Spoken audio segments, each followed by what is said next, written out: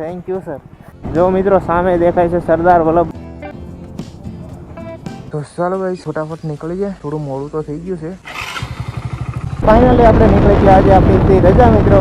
આજે આપણે જવાનું છે એક મસ્ત લોકેશન પર, જર્મની વોટરફોલ. અને સવારમાં સૂર્યોદય આવી ગયા છે મિત્રો બહાર ને કેવા મસ્ત લાગે. જે ફેમિલી પેલો બ્રિજ તૂટ્યો ને એ જો અહીંથી જવાતું, એ રસ્તો અહીંથી છે. ગંભીરા પુલ અહીંયા આગળ આવેલો છે મહીસાગર નદી ઉપર. આ છે મહુવડ ચોકડી. ચલો ગાઈસ ચલો પેટ્રોલ પુરાઈ દઈએ.